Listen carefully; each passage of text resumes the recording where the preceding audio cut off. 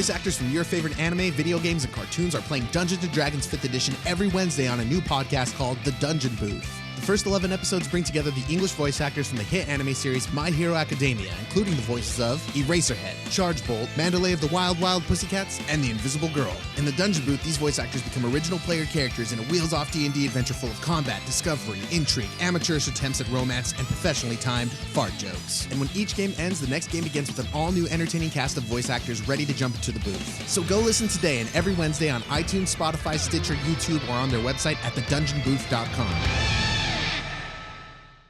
Hey everybody, welcome to the Dungeoncast. I'm Brian. And I'm Will. This is the podcast where we talk about everything Dungeons and Dragons, from devious dancing to dangerous doors. And today we're talking about the Duergar.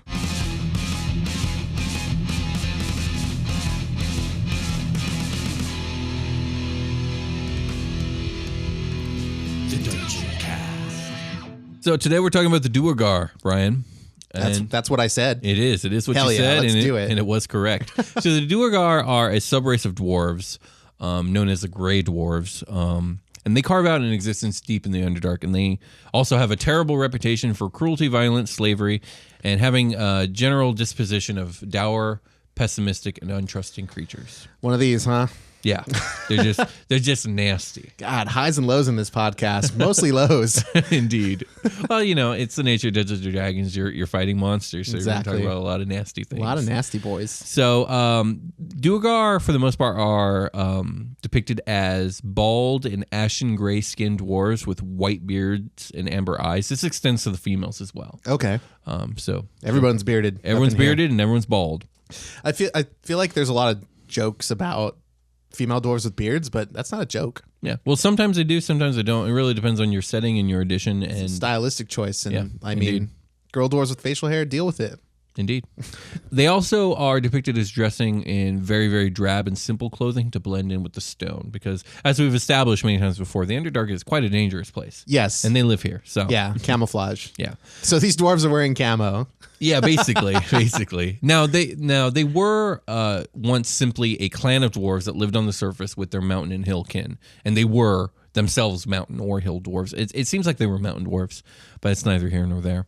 But now and from time immemorial at this point, so the Duergar and the rest of Dwarvenkind have waged a war of bitterness and resentment that will never, probably ever end. Okay. Yeah, so the Duergar and dwarves are mortal enemies, much how the drow and elves are. In a lot of ways, you could see the Duergar are kind of like the drow for dwarves. Yes. I mean, that immediately is what it sounds like. Yeah, it's like they live in the Underdark. They're ugly and mean and cruel, and They're slaving. They're slave. Well, that's just an Underdark thing. It's just a lot of slavery in the Underdark. A lot of slavery in Great. the Underdark. I mean, the Illithids, the Darrow, the Drow, the Duergar. God, you're right. They all enslave. mention The Beholders Underdark. enslave as well. Like everyone enslaves in the Underdark. It's just the way things are done down there. And the Beholders enslaving like groups like that are enslaving other groups, I feel like. Yeah, sure. So, like, it wasn't. So the transformation of the Duergar clan underwent, and the events that kind of led to the great division between them and their kinsmen can be seen from 2 points of views. But let me just tell you the tragic tale of Clan Duergar. I'm ready for the story. All right, let's let our story begin. So our story begins in age past when the world was new. And at this time, the dwarves as a whole were very content and comfortable creatures. They dwelled in their homes in the hills and mountains. They were rich with ore and valuable stone gems, and they never needed to dig too deeply to remain so. Everything a dwarf needs. Everything a dwarf needs, and we're all happy. Yeah. Now, Until one day. how accurate this is, I don't know. I don't know how happy they actually were. Accurate enough to tell the story. Indeed. So at some point, though, some of the clan's members from the clan of Duergar became obsessed with the idea of delving deep into the Underdark. Now, this strange obsession ends up spreading amongst the clan miners, who continually insist that there's a great trove of gold and iron to be found there. Okay. They must simply dig further to find it. Right. And so this obsession actually ends up growing amongst this clan like a disease, and it consumes the entire clan.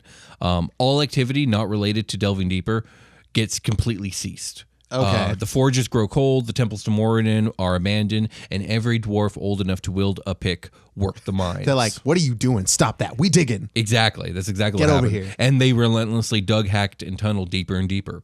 And slowly but surely, the weakest of them began to die of exhaustion. Oh, God. From this like obsessed frenzy of a dig. So this is like a like the Hobbit storyline kind of feels like, you know how they have that obsession about the horde or whatever. where the king was getting dragon sickness. Yeah, they get brain sick. Yeah, exactly. It is something like that.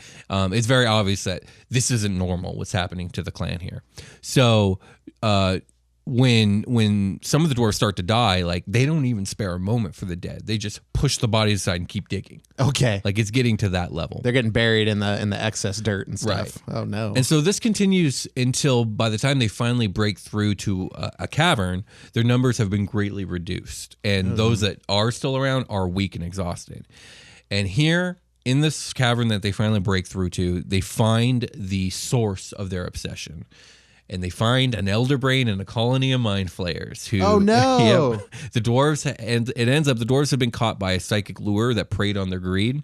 I was gonna ask, like, why if they're starting to die and everyone is tired, then like what's happening? Yeah, this is exactly. not normal. Exactly, it wasn't normal. Yeah, it was almost supernatural. they broke through the wall. It's like surprise. Basically, Davy Jones came and took them. Indeed.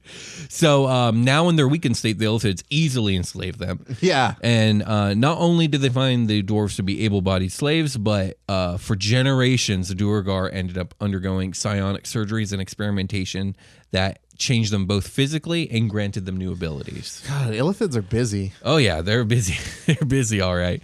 Now this slavery to the Illithids, like I said, it happened for generations until eventually a leader amongst the Duergar rose and led them to freedom, much like the Gith, kind of like the Gith. Okay, so the mighty warrior Laudagor is the name of this leader, and the way that he ended up putting himself in a place to lead the Duergar to freedom was he ends up striking a deal with Asmodeus. Oh shit! So Asmodeus makes a deal with Laudagor, basically saying like, "Look, I don't like the Drow, and I don't like their queen because she's a problem. She's a demon. Remember, Lolth is a demon, and she doesn't really take demon god. She's a demon and a god. She's a demon lord and a god, and her success upsets Asmodeus. Sure, or like totally. it's not good for the Nine Hells. And he doesn't really. He's kind of busy. He doesn't have any agents working in the Underdark. He doesn't have any real good way to get to Lolth. He's like going over his books, and he's like, God, I hate Lolth, but I got so much but to I'm do. Busy. Yeah, yeah. And so basically, the deal is. Here's a prayer. I will. Distance. Yeah, exactly. I will help you and your people free themselves from the Illithids if you swear to me that you and your people will help me thwart Lolth in any way that you can. And Laudagor's like, well, yeah, I'll take any deal I can get. Whatever, dude. Just get me out of here. So, with the help of the Lord of the Nine, they overthrow the Illithids. Okay. And what does that look like? Do we know? Because that sounds awesome. We don't really know. It wasn't the Duergar really said. sprout devil wings, and they just start spitting fire.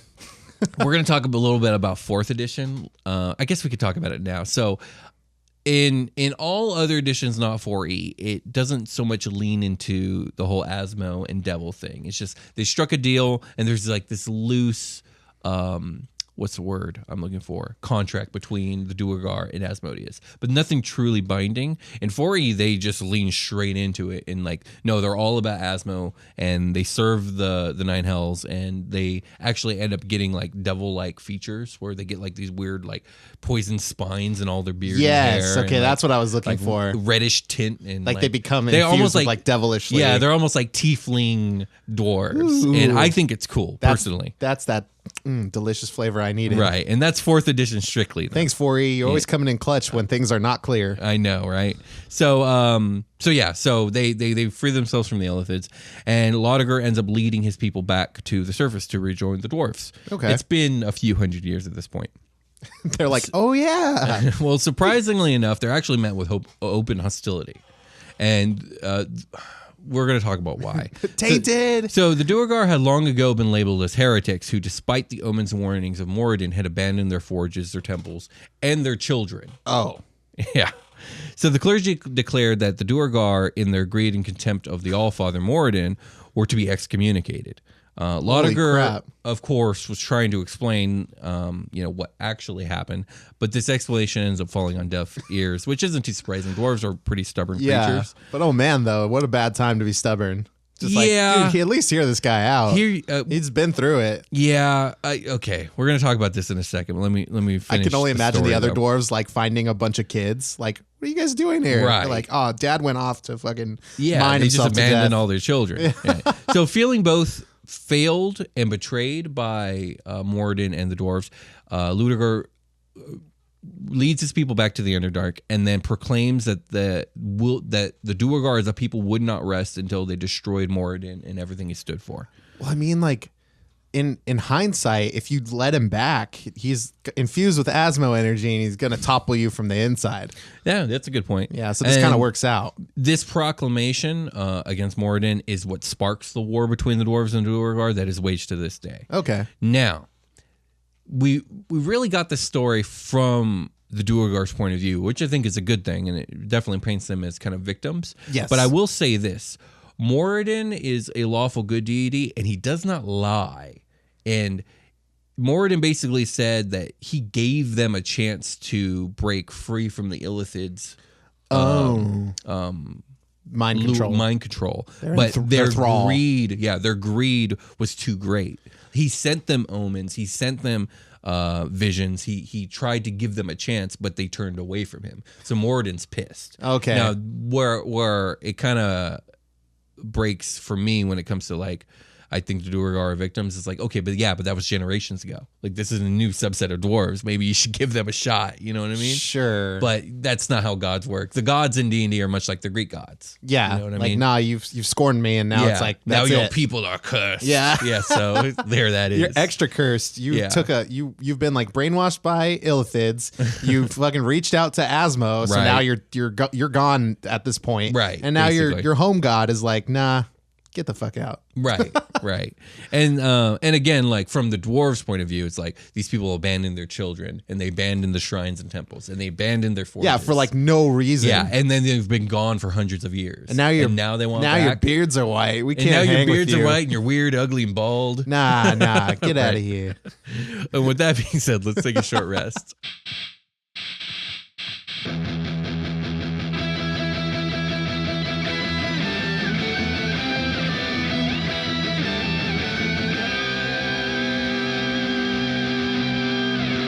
Hey everybody, welcome to the part of the episode we're not talking about the last thing we were talking about. It's yucky. We're going to talk about this new thing. It's real good and bright and tasty. It's love. Thank you for listening to the show. If you can hear the sound of my voice, I love you. I as well. Thank you, Will. I'd stared at Will glaringly until he said it. We have a couple things we want to talk to you about. The first one is if you want to support the show, you're doing so by listening to the show. But if you want to support us even further, you can click a link to our Patreon that's down below. There are lots of different tiers and cool bonus content for anything that fits your budget. We really, really appreciate it. If you guys aren't able to donate to the show in this way, I understand. Will understands. We get it. Money. Yes. So please tell somebody about the show, though. That would be freaking awesome. We would really appreciate that. Otherwise, do you like our project? I hope you do, since you're listening to it. We have another project that we've started on a different YouTube channel, and it's called TCG Plays. That's right. And that's where you can see people from the Dungeoncast regular lineup of hosts. Well, it's me and Will, but it's a couple other people. If you are on our Patreon, you're familiar with them. It's like Jacob Casada and Josh Freeland. We're all going to be playing video games and things of that nature. Will's already doing some stuff with his sister, Kiki, and it's pretty cool. So if you like Pokemon or zombies or Smash Brothers, or we're going to be getting into other role-playing games, go check that out. TCG Plays. It's on YouTube. Other than that, I think we should get back to the show. Back to the show.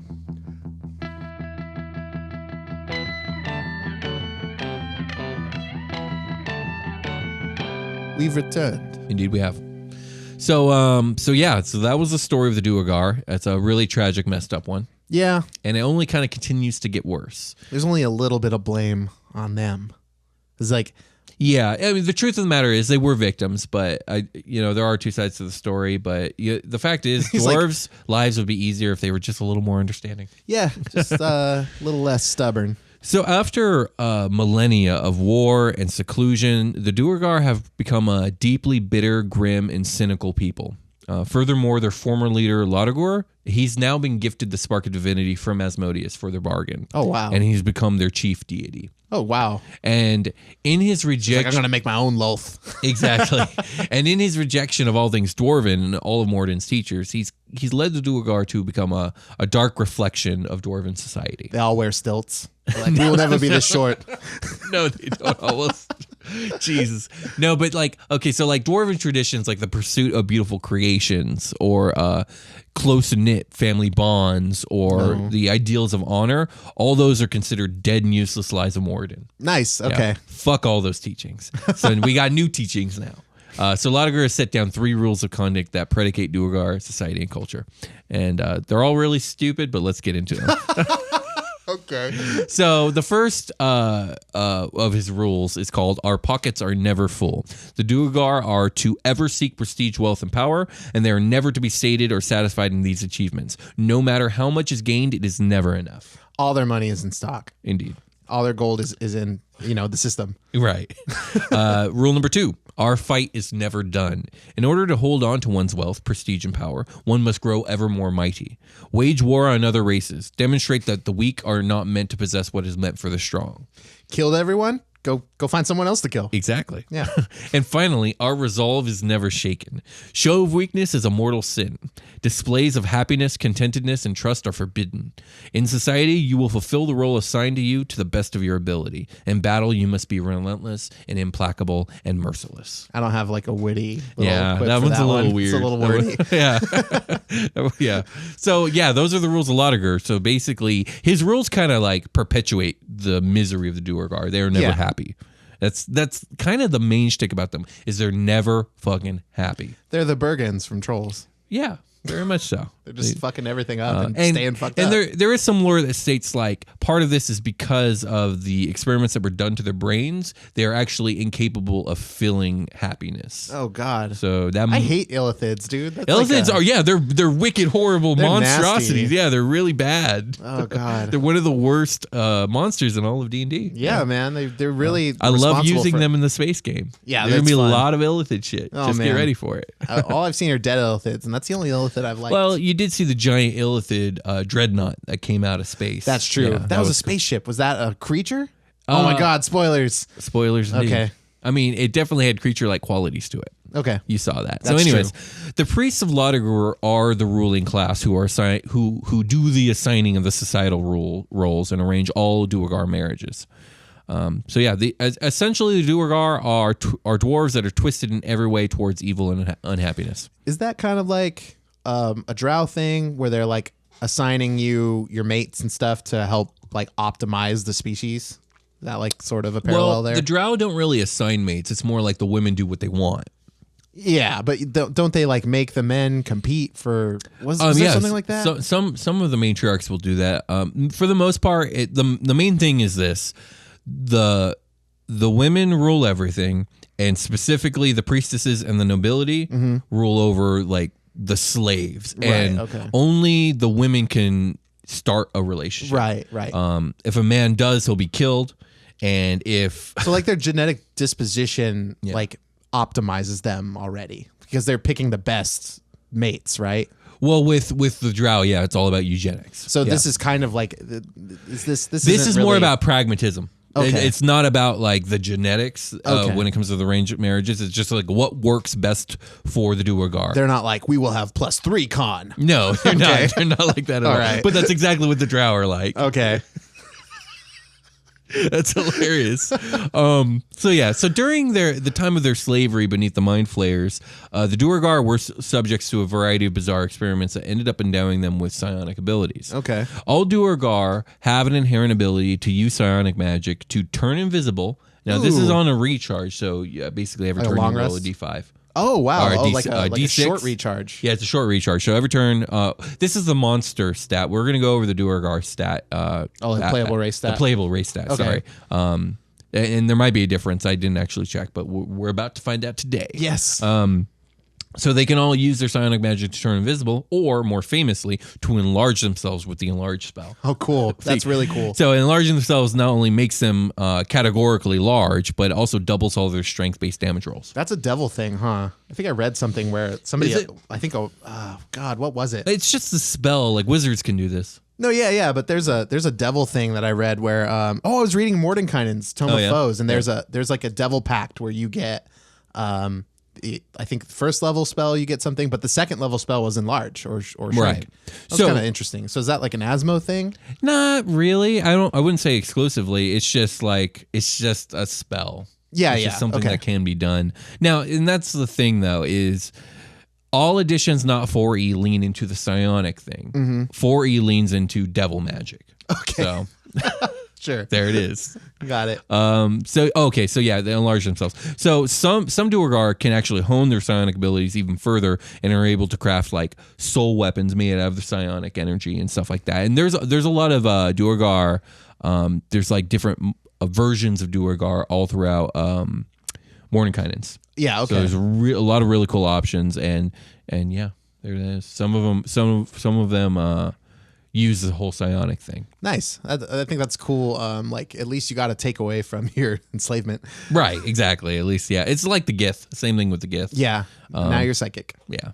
So that's all I have on them besides the actual player traits. So. I'm most interested in the playable race. Like how different is it from? Is it like so you're a dwarf, but yeah, you're the Duergar is a subrace. So you're going to get all yes. the Dwarven stuff. And Dwarves actually get quite a few things. Number one, they're going to get that +2 to Constitution because they're just so stocky and sturdy. More blood than other creatures. They do have a slower walking speed of 25. You're going to get the Dark Vision. You're going to get the Dwarven Resilience, which is advantage on saving throws against poison and resistance against poison damage. You get Dwarven Combat Training, which means that you're proficient in Battle Axe, Hand Axe, Throwing Hammer, and Warhammer. You're going to get the tool proficiency, so you gain proficiency in the artisan tools of your choice: smith tools, brewer supplies, or mason tools. Stone cunning, so you're going to get whenever you make a intelligence history check related to the origin of stonework, you are considered proficient in history skill and add double your proficiency bonus to the check instead of your normal proficiency bonus. You're proficient in dwarf related things. Indeed. You're super about the dwarf life. Cool. So dwarf life. Let's get to the subclass or the subrace. So as a Duergar, you would get a +1 to your strength. Okay. You would get an extra language of Undercommon, which makes sense. You live in the Underdark and you're from there. You get Duergar Resilience, which means that you have advantage on saving throws against illusions and being charmed or paralyzed. Now, this has to do with the psionic They're thing. like, never again. Right. But this also has to do with the psionic experiments. Like they have more powerful minds, so they're more prone to resisting They can see through bullshit. attacks of the mind. Yeah, okay. And then the big one, you get Duergar magic. So, excuse me. When you reach 3rd level, you can cast the Enlarge and Reduce spell on yourself once with this trait, using only the spell's Enlarge option. So you don't get the Reduce part. Okay. You just can get big. You can Hulk out is really what this comes Nice. down to. When you reach 5th level, you can cast the Invisibility spell on yourself once with this trait. You don't need material components for either spell, and you can't cast them while you're in direct sunlight. Now that's interesting. Now, yes, Duergar do have sunlight sensitivity. As a matter of fact, that's the final feature. Okay. And it makes sense. All the Underdark creatures. do. Right. I remember that being a thing with the drow, where like if you want to be a playable drow, you got to like kind of find a way around that. Right. Exactly. Or I just fucking hand wave it. Yeah. It doesn't. Yeah. So it says here that you can cast these spells again after a long rest. Okay. Now It's not on the recharge because it's a not player. on recharge because it's a player. It's so you don't abuse mechanics. Right. Now, the invisibility for the monster stat block for the Duergar and the monster manual, it's a recharge. So what you do is every turn you roll a d6, and on a 5 or 6, you can now do it again. Right. Okay. Which that would be broken. Yeah. The way I would, if we were trying to reflect that in a fair way, I would make it short rest, but it says here long rest. So you have to finish a long rest to cast invisibility or enlarge again, which makes sense because those are good spells. I mean, it's pretty good. Those are powerful spells. Are they just like trigger spells? Like you obviously don't need a slot, so you would have to use an action to enlarge or Right. an action to cast invisibility. So, are either of those spells like concentration? I'm asking for like invisibility, I think is concentration. I'd have to look at it. I don't think enlarge is concentration. because I know if you're a barbarian, right, you can't cast spells while you're raging, but can you cast spells and then rage? and then have concentration stay up? Like, can you enlarge and rage? Can you become the Hulk? Well, I mean, okay. Can you enlarge yourself? I don't think enlarge is concentration, so I don't see why not. Okay. But also, like, you could just have someone enlarge you. Well, yeah. I mean, like, but for this, if I want to be a barbarian, right. you know, Duergar, do I? That would be difficult because you'd have to get. And then you'd have to get. As a Duergar barbarian. Yeah, you would be able to enlarge and then rage. That's fucking cool. That would be really fucking cool. So yeah. I want to be the a Hulk. Duergar This barbarian. is what I do. Yeah, this is exactly what I would do. Yeah. And I'm never happy, just like Bruce Banner. Yeah, there you go. Sick. That's really cool. I didn't think about it like that. Because, yeah, normally you'd have to become a spellcaster and get to a level high enough to do enlarge. But yeah, as a Duergar, you would not. No, yeah, you can just get big. Yeah, and you get the strength and constitution. Yeah, mighty barbarian Duergar. Yeah, I like it. Your deficits in the role play are that you're sad always. Yeah, it's true. You're just always depressed. And you've been tainted by Illithids and Asmodeus. Well, I think at this point it's time for us to get ready for our long rest. I think we should. And when we're getting ready for a long rest, we like to say thank you to the listenership again. And thank you guys. Thanks a lot. If you're subscribing on YouTube, that's really fucking cool. We appreciate it. Hitting that like button. Those are all really good things. Leaving comments. We love to hear your feedback. On that note, if you guys want to leave an iTunes review, that'd be appreciated. Sick as hell. Mm-hmm. Thank you so much to everyone who has been doing that. It's been really nice to read all that stuff. If you want to watch us play D&D, we have a live play game here on YouTube called Super Quest Saga. Yeah. The link below. You guys can check that out as well. There are a lot of links below. Yeah, a lot of links below. Encompassing all the things that we talk about, including our ongoing sponsorship with the Dungeon Booth. So check them out too. So yeah, if you guys want to check out our alternate project. Did we talk about TDC Plays? I think we did earlier. In the short rest? I think we did, yeah. Check out TDC Plays. We play video games. It's fucking awesome. Yeah. What else do we want to talk about? Anything? No. I think we covered it. Okay, cool. With that being said, let's call it a game. We'll call it a game. We'll talk to you guys later.